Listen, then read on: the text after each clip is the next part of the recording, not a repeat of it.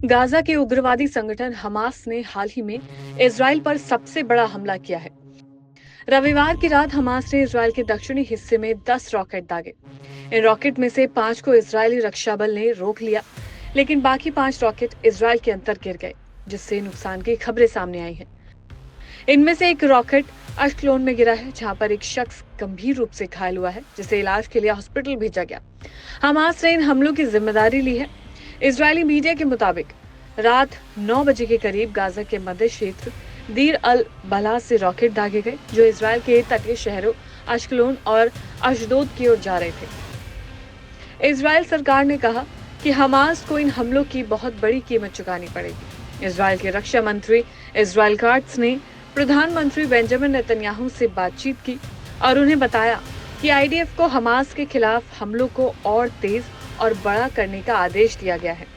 हमले के बाद इजरायली सेना के अरबी भाषा के प्रवक्ता कर्नल अविचाय ने दीर अल बला इलाके के नागरिकों को चेतावनी दी है कि वो वहां से बाहर निकल जाएं, क्योंकि ये आईडीएफ के हमले से पहले की आखिरी चेतावनी थी। इसके बाद इजरायली सेना ने ड्रोन से हमला किया और गाजा में हमास द्वारा इस्तेमाल किए गए रॉकेट लॉन्चर्स को निशाना बनाया। सोशल मीडिया पर कुछ वीडियोस वायरल हो रही हैं, जिनमें दिखाया गया कि इजराइल पर हुए हमले के दौरान रॉकेट कई ऊंची इमारतों के पास टकरा रहे थे। ये हमला उस समय हुआ जब इजरायली प्रधानमंत्री बेंजामिन नेतन्याहू अमेरिका की यात्रा पर जा रहे थे। उन्होंने अपने विमान से रक्षा मंत्री काट्ज को फोन किया और कहा कि हमास को कड़ा जवाब दिया जाए। प्रधानमंत्री कार्यालय ने बताया कि नेतन्याहू से बात करने के बाद रक्षा मंत्री काट्ज ने आईडीएफ को गाजा में हमास के खिलाफ चल रहे हमलों को जारी रखने और उसे बढ़ाने का निर्देश दिया है। वहीं अमेरिका ने इजराइल को अपनी रक्षा को और मजबूत करने के लिए थाड एंटी मिसाइल सिस्टम भेजी है। ये कदम ईरान के परमाणु कार्यक्रम और यमन में हूती विद्रोहियों द्वारा किए जा रहे मिसाइल हमलों को देखते हुए उठाया गया है।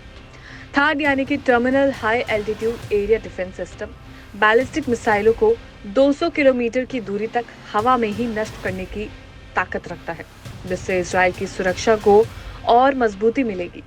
इस नई रक्षा प्रणाली से इजराइल को अपने दुश्मनों के हमलों का मुकाबला करने में ज्यादा मदद मिल सकेगी। इस नई सिचुएशन के चलते तेल अवीव और तेहरान के बीच तनाव काफी बढ़ गया है। दूसरी ओर अमेरिका ईरान पर लगातार दबाव बना रहा है, खासकर परमाणु समझौते को लेकर। सऊदी चैनल अल हद की रिपोर्ट के मुताबिक हाल ही में दूसरी थाड बैटरी इजराइल पहुंची है। ये बैटरी अमेरिका के एयरफोर्स के C-5M सुपर गैलेक्सी विमान द्वारा इजराइल के दक्षिणी इलाके में स्थित नेवातिम एयरबेस पर पहुंचाई गई है। इस प्रणाली के संचालन के लिए लगभग 100 अमेरिकी सैनिकों को इजराइल में तैनात किया गया है। इन घटनाओं के कारण इजराइल की सुरक्षा स्थिति में काफी बदलाव आया है और भविष्य में ऐसे हमलों को लेकर और भी कड़े कदम उठाए जाने की संभावना है। इजरायली सेना और सरकार की पूरी कोशिश है कि इस तरह के हमलों का सही तरीके से मुकाबला किया जाए और नागरिकों की सुरक्षा सुनिश्चित की जाए। इन हमलों ने इजराइल और गाजा के बीच संघर्ष को और बढ़ा दिया है, जिससे दोनों पक्षों के बीच तनाव बढ़ गया है। वहीं कुछ दिन पहले भी इजराइल ने गाजा पट्टी में भारी हमले किए थे, जिससे कम से कम 100 लोग मारे गए थे। इनमें से एक बड़ा हमला उत्तरी गाजा के एक स्कूल पर हुआ था, जहां शरण लिए हुए 33 लोग मारे गए थे। इसके अलावा इस हमले में 70 लोग घायल भी हुए थे। फिलिस्तीनी स्वास्थ्य अधिकारियों ने इस बात की जानकारी दी थी और हाल के दिनों में इजराइल ने अपने हवाई हमलों को और तेज कर दिया और इजराइल की सेना का कहना है कि उनका उद्देश्य हमास पर दबाव डालना है और उसे गाजा से बाहर खदेड़ना है। हालांकि इजराइल शुरुआत से ही ये कसम खाए बैठा है कि वो हमास को जड़ से मिटा देगा। फिलिस्तीनी स्वास्थ्य मंत्रालय ने ये बताया था कि गाजा शहर के तुफा क्षेत्र में एक स्कूल में 14 बच्चे और कुछ महिलाओं के शव बरामद किए गए थे। इजराइल के प्रधानमंत्री बेंजामिन नेतन्याहू ने हमास के साथ संघर्ष के दौरान सीज़फायर टूटने के बाद अपने रवैये को और सख्त कर लिया था। इजरायली सेना गाजा में लगातार हवाई हमले कर रही थी और नेतन्याहू ने इस दौरान एक नया खतरनाक योजना भी बताई थी। उन्होंने घोषणा की थी कि इजराइल की सेना अब मोराक कॉरिडोर पर कब्जा करने की योजना भी बना रही है।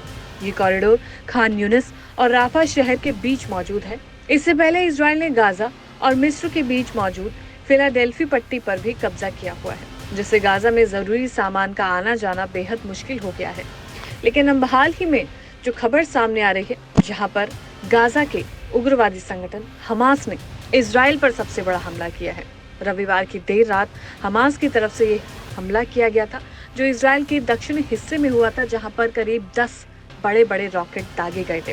हालांकि आईडीएफ ने कुछ रॉकेट्स को रोक दिया, लेकिन बाकी जो 5 रॉकेट थे वो इजराइल के अंदर आ गए, जिससे भारी नुकसान इजराइल को पहुंचा है।